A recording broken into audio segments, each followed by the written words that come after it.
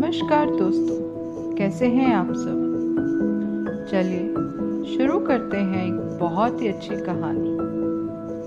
राजा महेंद्र नाथ हर वर्ष अपने राज्य में एक प्रतियोगिता का आयोजन करते थे, जिसमें हजारों की संख्या में प्रतियोगी भाग लिया करते थे और विजेता को पुरस्कार से सम्मानित किया जाता है। एक दिन राजा ने सोचा कि प्रजा की सेवा को बढ़ाने के लिए उन्हें एक राजपुरुष की आवश्यकता है जो बुद्धिमान हो और समाज के कार्य में अपना योगदान दे सके। उन्होंने राजपुरुष की नियुक्ति के लिए एक प्रतियोगिता आयोजित करने का फैसला किया। दूर दूर से इस बार लाखों की तादाद में प्रतियोगी आए हुए थे। राजा ने इस प्रतियोगिता के लिए एक बहुत बड़ा उद्यान बनवाया था, जिसमें राज दरबार की सभी कीमती वस्तुएं थी। हर प्रकार की सामग्री उपस्थित थी, लेकिन किसी भी वस्तु के सामने उसका मूल्य निश्चित नहीं किया गया था। राजा ने प्रतियोगिता आरंभ करने से पहले एक घोषणा की, जिसके अनुसार जो भी व्यक्ति इस उद्यान से सबसे कीमती वस्तु लेकर राजा के सामने उपस्थित होगा, उसे ही राजपुरुष के लिए स्वीकार किया जाएगा। प्रतियोगिता आरंभ हुई।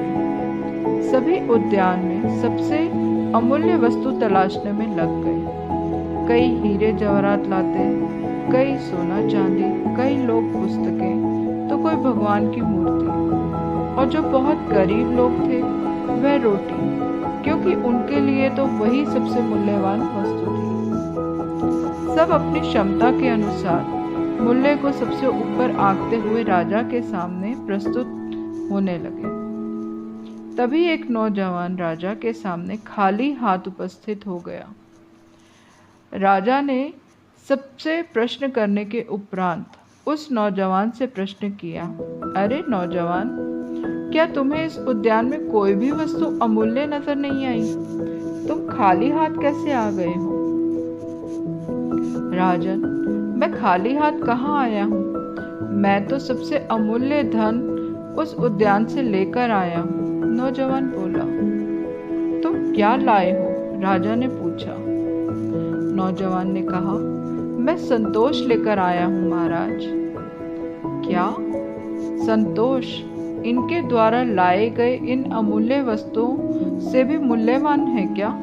राजा ने पुनः प्रश्न किया।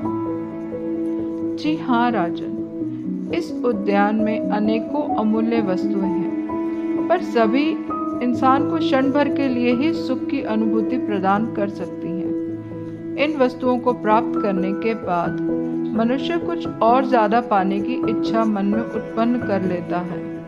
अर्थात इन सबको हासिल करने के बाद इंसान को खुशी तो है, लेकिन वह क्षण भर के लिए ही होती है। लेकिन जिसके पास संतोष का धन है, संतोष के हीरे जवाहरात हैं, वही इंसान अपनी असल जिंदगी में सच्चे सुख की अनुभूति और अपने सभी भौतिक इच्छाओं का नियंत्रण कर पाता है। नौजवान ने शांत स्वर में उत्तर देते हुए राजा से कहा। उस नौजवान को लाखों लोगों में चुना गया और उसे राजपुरुष के लिए सम्मानित किया गया। दोस्तों, अगर आपको मेरी ये कहानी अच्छी लगी हो तो प्लीज़ इसे लाइक, शेयर और सब्सक्राइब ज़रूर करिएगा। Thank you.